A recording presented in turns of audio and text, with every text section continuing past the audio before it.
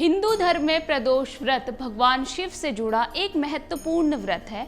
यह व्रत प्रत्येक माह के दोनों पक्षों कृष्ण और शुक्ल पक्ष की त्रयोदशी तिथि को रखा जाता है, जिसे प्रदोष काल भी कहा जाता है।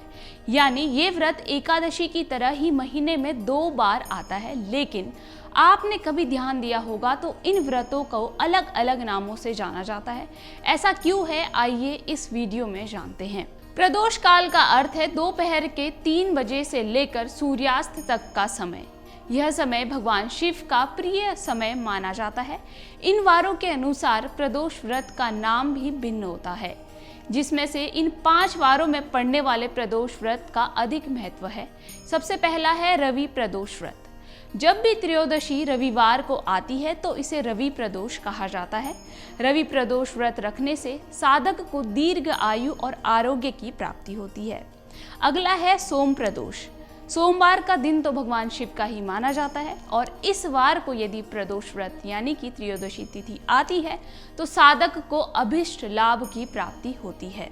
अगला है भौम प्रदोष। मंगलवार के दिन यदि त्रयोदशी पड़ती है तो उसे भौम प्रदोष व्रत कहा जाता है।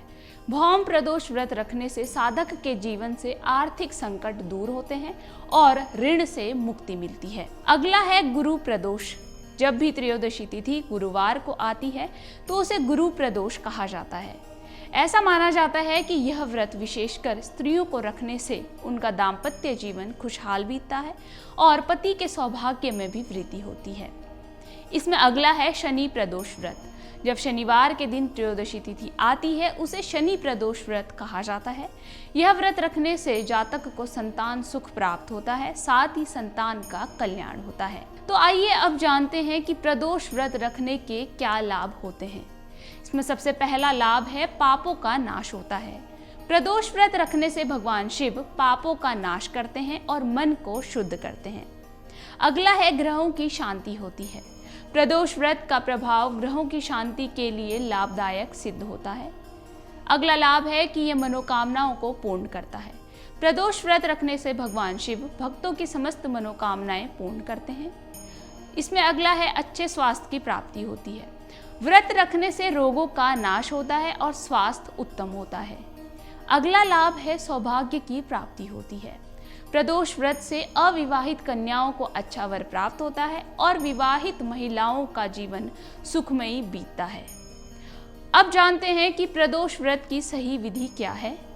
प्रदोष व्रत रखने के लिए आपको प्रातः उठकर स्नान करके स्वच्छ वस्त्र धारण करने चाहिए। प्रदोष काल में भगवान शिव और माता पार्वती की प्रतिमा स्थापित करके संकल्प लेना चाहिए।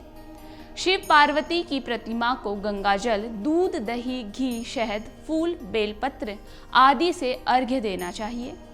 शिव पार्वती की प्रतिमा के समीप दीपक जलाकर उन्हें फूल अर्पित करने चाहिए। शिव पार्वती को भोग लगाना चाहिए। शिव पार्वती की आरती गानी चाहिए और प्रदोष व्रत की कथा सुननी या पढ़नी चाहिए। इसके अलावा शिव पार्वती की प्रतिमा की प्रदक्षिणा करनी चाहिए। इसके साथ ही आप सूर्यास्त के बाद व्रत का पारण कर सकते हैं।